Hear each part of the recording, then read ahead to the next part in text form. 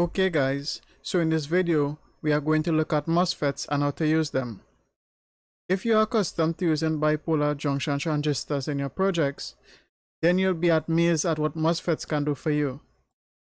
MOSFETs are better at switching than bipolar transistors. What makes MOSFETs better than BJTs is that BJTs are driven by current at the base.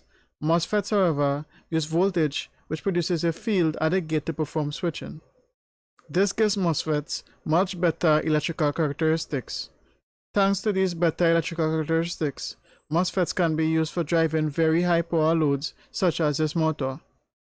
Okay, so you basically have two types of MOSFETs. There are N-Channel MOSFETs like this IRF3205 and P-Channel MOSFETs like this IRF9540. However, since L-Channel MOSFETs are used more often, we'll use the IRF3205 in this video. These N-channel and P-channel MOSFETs operate like the NPN and PNP transistors respectively.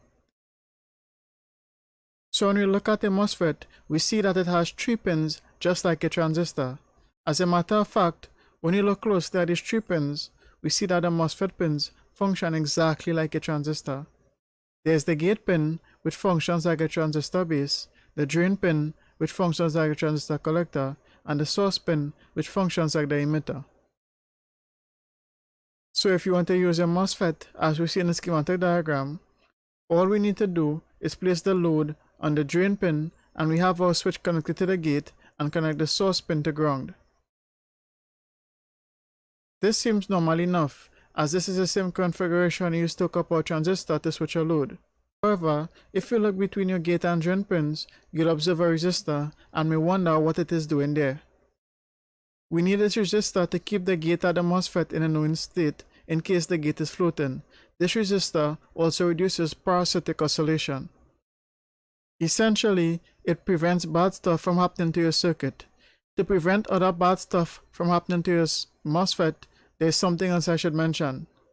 If you are driving a MOSFET with an inductive load, then you need to do what I did in the schematic and add a flyback diode. If you don't, you will let the magic smoke out and damage your MOSFET. Here are some other things you should know about MOSFETs. When you are using a MOSFET, you should pay attention to the RDS1 value. This value indicates the drain to source resistance when the device is in saturation.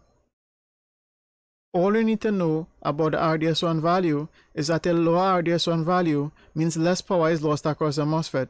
So devices with a lower RDS1 will run cooler and more efficient. You also need to know the gate threshold voltage, which indicates the minimum voltage that is required to conduct current into drain. It is important never to exceed the gate to source voltage, as you will damage the MOSFET.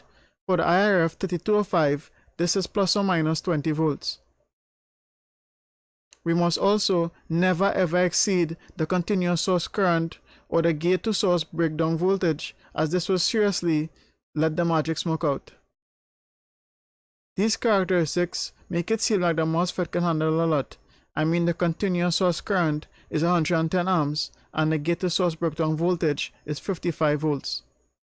Now that is a lot of power, and if you're using a MOSFET anywhere close to these values, you would need to use a heatsink. These cheap aluminum ones work well, though if you're using a MOSFET anywhere close to these maximum values, you would need a very large heatsink. Enough chit chat, let's use a MOSFET. We start by drawing our schematics. In this video, we'll use the IRF3205 to switch an LED. It sounds like a lame application, but the concepts apply to almost any load you'll have to switch. When you are done, grab your breadboard and place the MOSFET into the terminals. The TO220 package has some large pins, so it may require a little push. Connect your gate resistor. This value may vary, but a value between 1 and 10K is a good start. Don't forget to add that resistor from gate to source. A 10K one is fine for most projects. We then connect the source to ground with a jumper wire.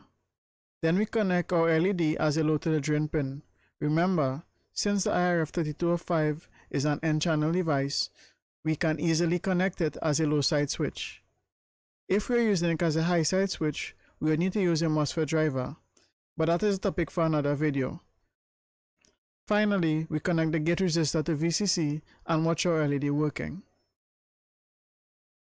Thanks for watching. Be sure to like, share and subscribe.